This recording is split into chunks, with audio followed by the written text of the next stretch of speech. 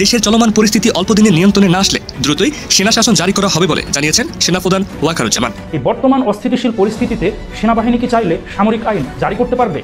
বিশেষ করে বাংলাদেশের বর্তমান সেনাপ্রধান জেনারেল ওয়াকারুজ্জামান তিনি কিন্তু শেখ হাসিনার আত্মীয়। তো তিনি কি চাইলে বর্তমান এই পরিস্থিতিতে সামরিক শাসন জারি করে নিজে ক্ষমতা গ্রহণ করতে? চারিদিকে খবর রটে গেছে, সেটা হচ্ছে সেনাবাহিনী ক্ষমতা নিতে যাচ্ছে, দেশে সেনা শাসন আসছে। এই খবরটা নিয়ে এত মাখামাখি অবস্থা কেন? এই আন্দোলনে আওয়ামী সরকার ক্ষমতাচ্যুত করা নেই, এটা বৈদেশিক ষড়যন্ত্র ছিল, বৈদেশিক এবং আভ্যন্তরীণ ষড়যন্ত্র ছিল। শেখ হাসিনা কিন্তু বলছিল যে ধরাস আমার মানুষ তাকে কিছু একটা বলছিল, সেই হিসাবে কিন্তু ওই দিকেই আঙুলটা গেছে, সেইটা পরিপূর্ণ পরিষ্কার করে দিল ডোনাল্ড ট্রাম্প। সত্য প্রকাশিত হয় কিন্তু এত তাড়াতাড়ি হয়, সেটা আসলে কিন্তু অসাধারণ।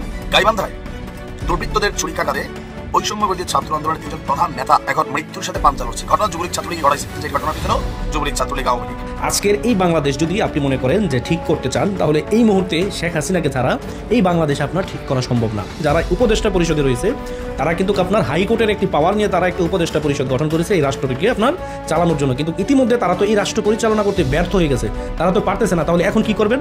প্রধান উপদেষ্টা প্রফেসর ইউনূস এবং সেনা প্রধানের মাঝখানে এক ধরনের বিরোধ চলছে। ডক্টর ইউনূস তিনি আর প্রধান উপদেষ্টা থাকছেন না, অন্যদিকে সমন্বয় সার্জিস হাসনাত এরা কেন লুকানোর চেষ্টা করতেছে কিংবা পালানোর চেষ্টা করতেছে? মিলিটারি শাসনের দোরগোড়ায় বাংলাদেশ। এই মুহূর্তে দাঁড়িয়ে সবথেকে বড় আপডেট, একেবারে মিলিটারি শাসনের দোরগোড়ায় বাংলাদেশ। কেন এই কথা বলছি? কারণ দেশের জনগণ তারা রাস্তায় নেমেছে, তাদের দাবি একটাই, আর দরকার নেই ইউনূসের প্রশাসন। তারা এখন চাইছেন সেনাবাহিনী সমস্ত। আসসালামু আলাইকুম দর্শক শ্রোতা, আশা করি সবাই ভালো আছেন। নতুন একটি ভিডিওতে সবাইকে স্বাগত। বাংলাদেশের রাজনৈতিক প্রেক্ষাপট নিয়ে ভিডিওর শুরুতে কিছু ভিডিওর অংশ বিশেষ আপনারা দেখেছেন, তা থেকে আন্দাজ করতে পেরেছেন আজকের এই ভিডিওটি কতটুকু গুরুত্বপূর্ণ হতে চলেছে। অতএব চলুন না টেনে একটি লাইক দিয়ে সম্পূর্ণ ভিডিওটি দেখে আসি।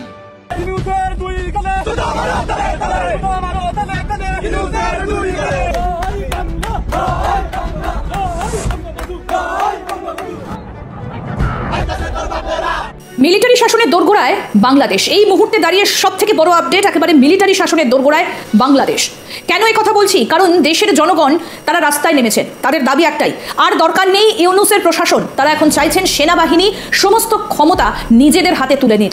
তার কারণ যে পরিস্থিতির সৃষ্টি হয়েছে গত কয়েক মাস ধরে, জনগণ তারা ক্ষিপ্ত এবং তারা চাইছেন সেনাবাহিনী যেন সমস্ত ক্ষমতা নিজেদের হাতে তুলে নেয়। আপনাদের শোনাবো, দেখুন কিভাবে দেশের মানুষ তারা রাস্তায় নেমেছেন এবং তারা বলছেন যে সেনাবাহিনী যেন সমস্ত ক্ষমতা হাতে তুলে নেয়, আর ইউনূস সরকারের প্রয়োজনীয়তা নেই। দেখুন সেই ভিডিও।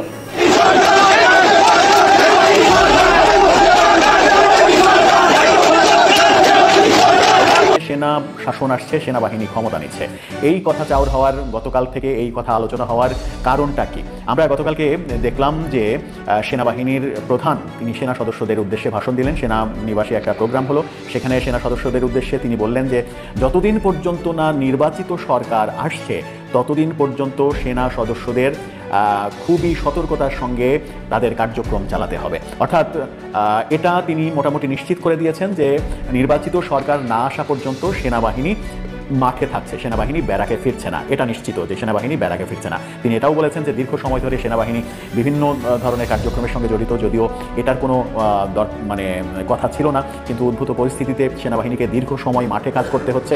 এই দীর্ঘ সময় মাঠে কাজ করার যে সময়টা, এই সময়ে সেনা সদস্যদের সতর্কতার সঙ্গে পথ চলতে হবে, সতর্কতার সঙ্গে পদক্ষেপ নিতে হবে, পা ফেলতে হবে। এই কথা তিনি বলেছেন। নির্বাচিত সরকার আসলে, তার মানে নির্বাচিত সরকার আসলে সেনাবাহিনী ব্যারাকে ফিরে যাবে। নির্বাচিত সরকার আসার আগ পর্যন্ত সেনাবাহিনী শুধুমাত্র মাঠেই থাকবে নাকি সেনাবাহিনী ক্ষমতা নিয়ে নেবে, এখান থেকেই মূলত গুঞ্জনটা তৈরি হয়েছে। সেনাপ্রধান কেন এটা বললেন? নির্বাচিত সরকার না আসা পর্যন্ত সেনাবাহিনীকে তার কার্যক্রম চালিয়ে যেতে হবে।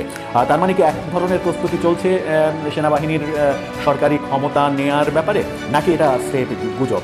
বাংলাদেশের আইন শৃঙ্খলা পরিস্থিতি যখন তলানিতে, যখন বিভিন্ন গণমাধ্যমে খবর হচ্ছে যে গণমাধ্যমগুলো এতদিন আমরা দেখেছি চুপ থেকেছে, সরকারের বিরুদ্ধে খুব একটা নিউজ করতে তারা উৎসাহী হয়নি। এক প্রকারের আলোচনা ছিল যে সরকার আওয়ামী লীগ সরকারের মতোই এই মিডিয়াকে নিয়ন্ত্রণ করার চেষ্টা করছে, মিডিয়াকে জোর করে তাদের পক্ষে কথা বলানোর চেষ্টা করছে। সেরকম পরিস্থিতিও পাল্টে গেছে। এখন সরকারের বিরুদ্ধে বিভিন্ন নিউজ হচ্ছে এবং গণমাধ্যম বলছে গত 72 ঘন্টায় প্রায় 65টি ধর্ষণের ঘটনা ঘটেছে। অবিশ্বাস্য এই ঘটনাটা কেন ঘটলো এদেশে, কেন আমরা স্বস্তির মধ্যে থাকতে পারছি না, সেটা একটা বড় ব্যাপার। ওদিকে স্বরাষ্ট্র উপদেষ্টা বলছেন আইন শৃঙ্খলা পরিস্থিতি উন্নতির তিনি চেষ্টা করছেন।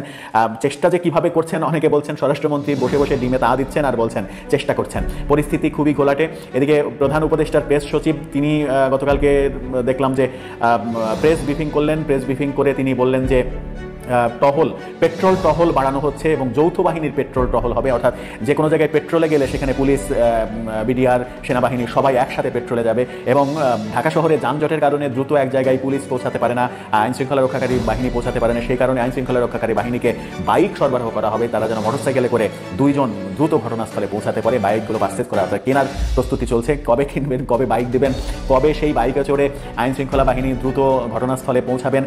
একের পর এক আমরা যে ঘটনাগুলো ঘটতে দেখছি, গত 2 দিন দেশটা আতঙ্কের দেশ হয়েছে। আমি ব্যক্তিগতভাবেও গতকালকে যখন বনানী এলাকায় একটা চায়ের দোকানে চা খাচ্ছিলাম, তখন চায়ের দোকানদার বলছিল যে সন্ধ্যা 7-8টার পরে আর লোকজন এইদিকে আর বেশি ঘোরাঘুরি করে না, সবাই বাড়ি ফিরে চলে যেতে চায়, সবাই একটা আতঙ্কের মধ্যে আছে। একজন চায়ের দোকানি যদি এটা বোঝে, তাহলে একজন স্বরাষ্ট্র উপদেষ্টা কেন বুঝবে না, সেই আলোচনাও কিন্তু চতুর্দিকে হচ্ছে। দেশে জঙ্গি হামলার ঘটনা আমরা দেখেছি, কক্সবাজার বিমানবন্দরের মতো একটা সেন্সিটিভ জায়গায় জঙ্গি হামলা এবং সেখানে একজন নিহত হওয়ার ঘটনা ঘটেছে। 4 বছরের শিশু ধর্ষণের ঘটনা আমাদেরকে দেখতে হচ্ছে। 72 ঘন্টায় 65টি ধর্ষণের ঘটনার খবরও আমরা গণমাধ্যমে দেখছি। সব মিলিয়ে যখন পরিস্থিতি সরকার কন্ট্রোল করতে পারছে না, তখনই কিন্তু জনগণ আলোচনা করছে দেশে কি সেনা শাসন আসছে কিনা, এবং সেনাবাহিনী প্রধানের সেনা সদস্যদের উদ্দেশ্যে যে ভাষণ, সেই ভাষণ এক ধরনের উৎসাহিত করছে জনগণকে ভাবার জন্য আদতে কি ঘটতে যাচ্ছে। ইউনূস সরকার কি পারছে না? তারা কি না পারার কারণে সেনাবাহিনীর হাতে ক্ষমতা দিতে বাধ্য হবে, কিংবা সেনাবাহিনী ক্ষমতা গ্রহণ করবে? আর সেনাবাহিনী ক্ষমতা গ্রহণ করলে জাতিসংঘে সেনাবাহিনীর সুনাম যে আরবার বিনষ্ট হবে, শান্তিরক্ষা বাহিনীতে যাওয়া বন্ধ হয়ে যাবে, নানা রকমের ব্যাপার আলোচনায় রয়েছে। দর্শক, আপনার কি মনে হয়, শেষ পর্যন্ত কি এটা আলোচনায় থাকবে, নাকি দেশ সেনা শাসনের দিকে যাচ্ছে? রাষ্ট্র পরিচালনা করা যদি আপনারা মনে করেন যে এতটাই সহজ, আপনারা যা ভাবতেছেন, বাংলাদেশ পরিচালনা করাটা কিন্তু এতটা সহজ না।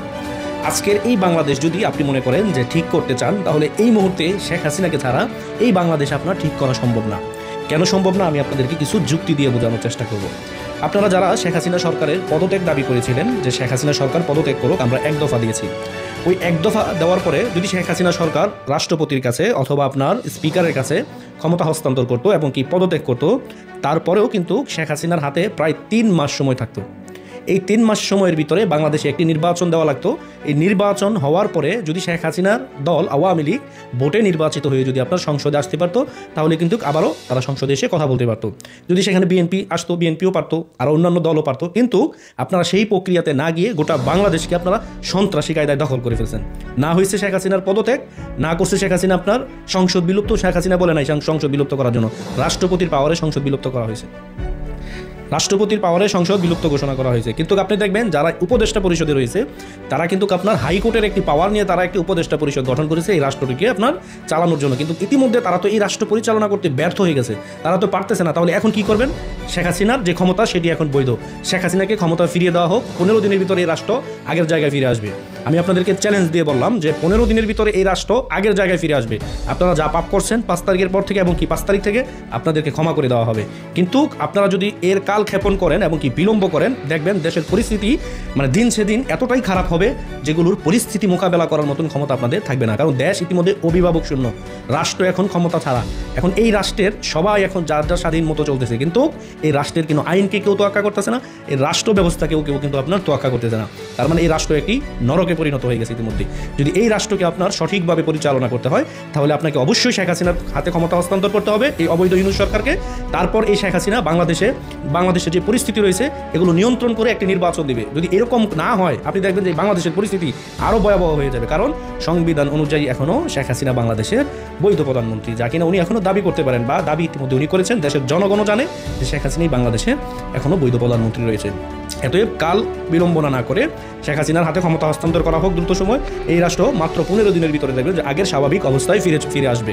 কেন ফিরে আসবে? কারণ শেখ হাসিনা এই রাষ্ট্র 15 বছর পরিচালনা করেছে 71-এর বিরোধীদেরকে দমন করে, এবং কি যারা কিনা এই রাষ্ট্রকেই ধ্বংস করার জন্য আপনার এতদিন উঠে পড়ে রাখছে, এবং কি আমেরিকার এই অর্থ তারা খেয়েছে, এবং কি তারা বাংলাদেশে উগ্রবাদ জঙ্গিবাদ কায়েম করেছে। এটি ইতিমধ্যে স্পষ্ট প্রমাণ হয়ে গেছে। এর চেয়ে বড় প্রমাণ বাংলাদেশে আর কোনো দরকার নাই। এখনো সময় আছে যে শেখ হাসিনার হাতে ক্ষমতা আপনাদেরকে হস্তান্তর করতে হবে, নাইলে আপনাদের ভবিষ্যৎ মানে আপনারা বুঝতেই পারতেছেন যে দেশের বর্তমান যে কতটা দেশ রসাতলে চলে গেছে, আপনারা ইতিমধ্যে অবলোকন করতেছেন।